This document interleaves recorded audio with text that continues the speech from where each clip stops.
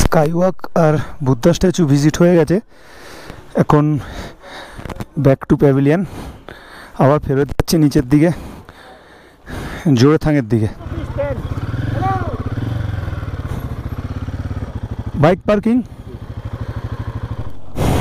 পার্কিংয়ের জন্য 10 টাকা। আমি চলে এসেছি লেকশিপ চৌমাথা। এখানে তো আমাকে ডান দিক নিতে হবে। ভাইয়া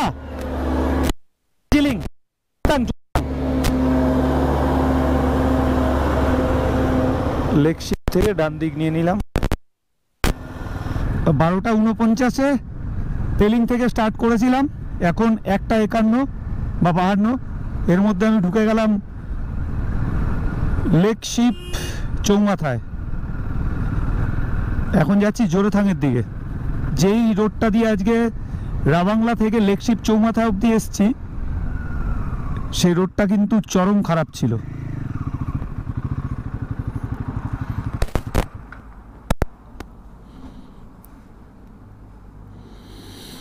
এখানে একটা সুন্দর ভিউ দেখে দাঁড়িয়ে যেতে ইচ্ছা করলো। দেখো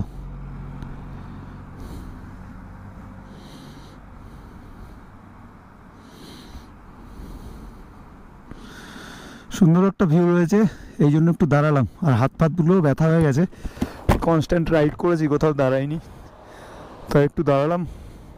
ভিউটাও দেখবো। জলটা তিস্তা নদীর জল।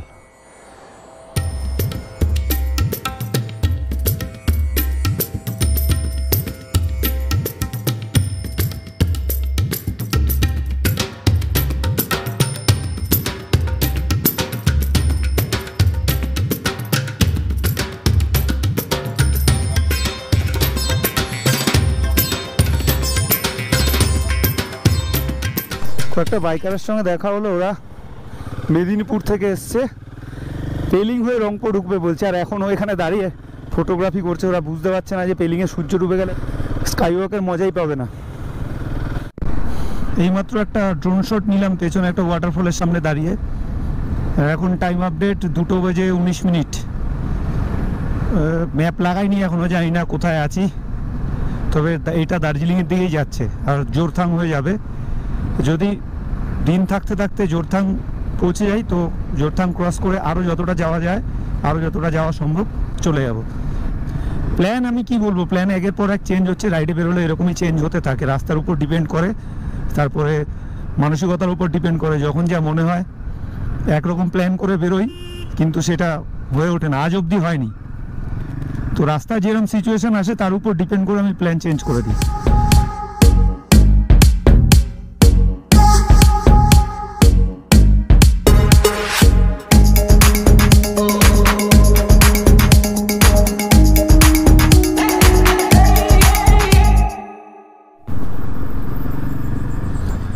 লেকশিপ চৌমাথা থেকে যতটা এসছি ততটা সত্যি বলতে রাস্তা খুবই ভালো, অনেক চওড়া রাস্তা, কোনো ল্যান্ডস্লাইড দেখলাম না।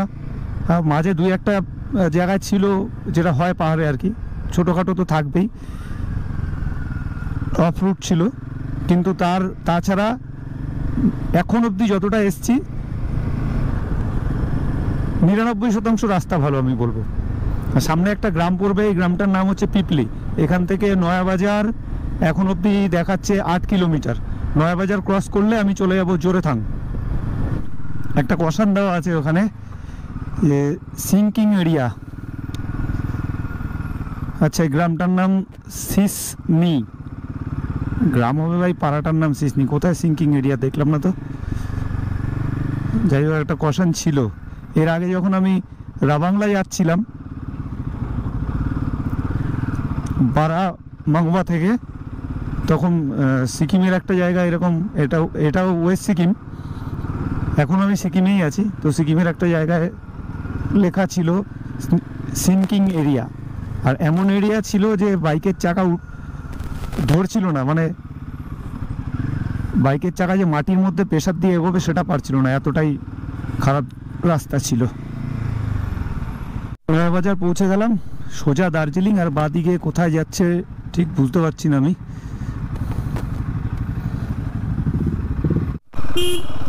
भैया जोड़ेथांग का रास्ता इधर ही है।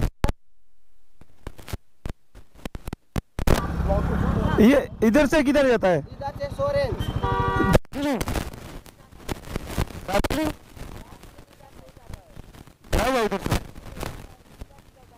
हाँ ठीक है।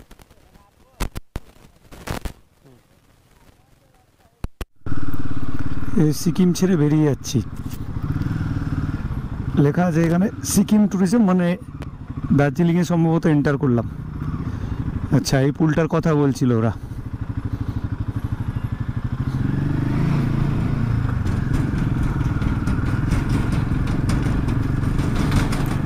সিকিম ছেড়ে বেঙ্গলের দিকে ঢুকে গেলাম।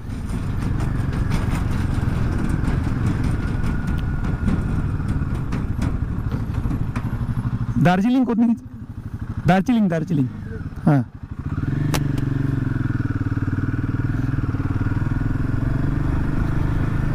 সিংলা বাজার ব্রিজ,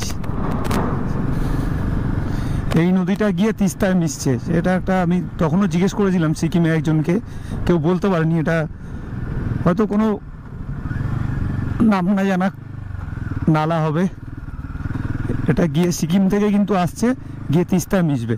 আমি প্রথমে এত ঢেউ ছিল জায়গা যখন দেখেছিলাম, তখন এই নদীটাকে মনে হচ্ছিল যে রঙ্গিত। আসলে কোনোদিন সিকিম আসিনি, আর আমি অত এই জায়গা পাকা নিয়ে, আমি যখন যেখানে যেরকমভাবে মনে হয় বেরোই, বেরিয়ে জায়গা দেখে ওখান থেকে নাম জানি, আগে থেকে গুগলে দেখে কি নাম আছে তাই দেখে তোমাদেরকে কিছু মিথ্যে বক্তৃতা দেবো, সেরকম আমি পারি না। হ্যাঁ, তবে যেই জায়গাগুলোর ওপর দিয়ে যাই মানুষজনকে জিজ্ঞেস করি কি জায়গা কি নাম আছে, সেটাই তোমাদের সঙ্গে শেয়ার করি।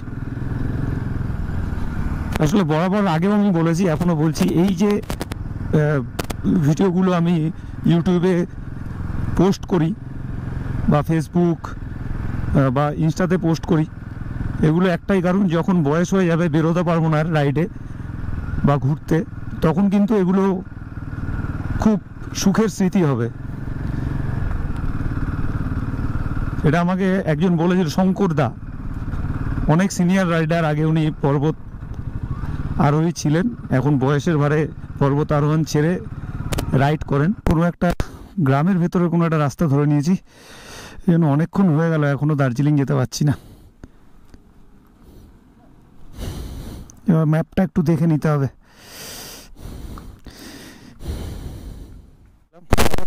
রাইড করার জন্য বাইকটা খুব তাড়াতাড়ি গরম হয়ে যাচ্ছিল, তাই একটু চা খেলাম, বাইকটাকেও রেস্ট দিলাম। একটা ভুল রাস্তা ধরে নিয়েছি, জোরথাং হয়ে যাওয়ার কথা ছিল আমার, কিন্তু যেই ব্রিজটা বললাম আমি সেবকের দিকে যাচ্ছে, নয়াবাজার থেকে আমি সোজা বেরিয়ে এসেছি, আর নয়াবাজার থেকে বাঁ দিকে একটা ব্রিজ যেটা দিয়ে চলে যাচ্ছে জোরথাং, সেটা দিয়ে গেলে হয়তো আরও তাড়াতাড়ি পৌঁছে যেতাম দার্জিলিং, কিন্তু একটু দেরি হচ্ছে। তবুও নতুন একটা রাস্তা চিনে নিলাম, নতুন একটা রাস্তা দিয়ে যদি ওইদিকে কোনো সময় রাস্তা বন্ধও থাকে তো কিভাবে আসতে হবে সেটাও বুঝে গেলাম। ভুল থেকেই শেখে মানুষ, আর আমিও শিখলাম। আর আবির অলরেডি হোটেলের লিঙ্ক পাঠিয়ে দিয়েছে, যেই হোটেলে আজকে থাকবো। 1 ঘন্টা এখান থেকে লাগবে, 50 মিনিট দেখাচ্ছে, আমি 1 ঘন্টা ধরেই যাচ্ছি। আরেকটা জিনিস দেখলাম, ম্যাক্সিমাম সিকিমের গাড়িগুলো এই দিক থেকেই আসছে, ওদিক থেকে জোরথাং হয়ে কেন আসছে না বুঝতে পারছি না। এই যে এই ধরনের যে ভাড়া গাড়িগুলো, ম্যাক্সিমাম গাড়ি এই পাশ থেকেই আসছে। আসলে ব্যাপারটা কি হয়েছে?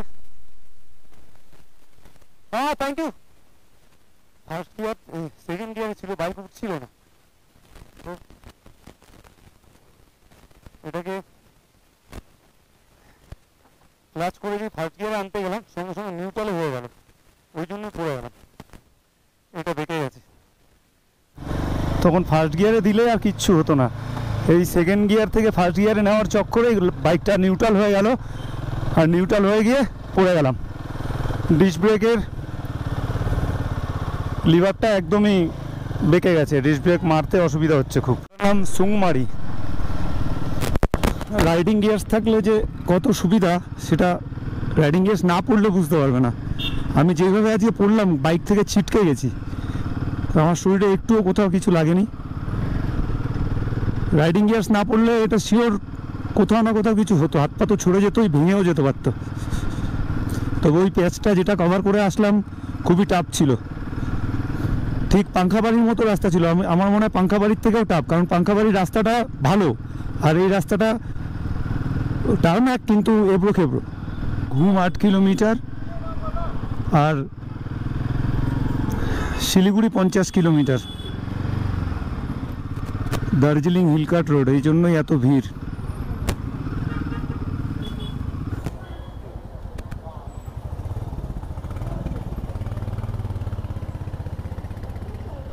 দার্জিলিং হিলসাইড ইন, এখান থেকে আর 2 মিনিট। আমার মনে হচ্ছে কি কার্শিয়াং চলে যাই, কিন্তু আবির যেহেতু পাঠিয়েছে, দেখি আবিরের সঙ্গে একবার কথা বলি। কার্শিয়াং গেলে আমার একটা সুবিধা হবে, আমার ওই দিককার জার্নিটা এগিয়ে থাকবে। এখন টাইম আপডেট 9:21 থেকে বেরিয়ে আমি 4:30টার মধ্যে দার্জিলিংয়ে ঢুকে গেছিলাম। তো হোটেলটা তো আমাদের দেখানো হয়নি। জোর বাংলোর এখানে একটা হোটেলে আছি, hotel hillside in. Room fair নিয়েছে 2000 টাকা, যদিও আবিরদের সঙ্গে আমি আছি, আজকে রুম শেয়ার করছি। বাথরুম সব ঠিক আছে, ওখানে আমার হেলমেট আর এগুলো সব এরকম পড়ে আছে। ডিনার করে নিয়েছি মেলে গিয়ে। দার্জিলিংয়ে তো রাইড মোটামুটি শেষের দিকে। কালকে ডাউহিল যাব, ডাউহিল থেকে দেখি কালকেই হয়তো বাড়ি চলে যাবো, বা জলপাইগুড়ি একটা পার্সোনাল কাজ আছে, এখানে যাব। তো এখন 9:30 মতো বাজে, অনেক রাত হয়ে গেছে। এখানে 9:30 মানে অনেকই রাত। তো চলো, কালকে আবার দেখা হচ্ছে তোমাদের সঙ্গে মোটো ব্লগ সেটআপে। গুড নাইট, সবাই ভালো থেকো। আর আমার ভিডিও যদি ভালো লাগে থাকে চ্যানেলটাকে লাইক সাবস্ক্রাইব করো। চলো টাটা, দেখা হচ্ছে কালকে মোটো ব্লগ সেটআপে।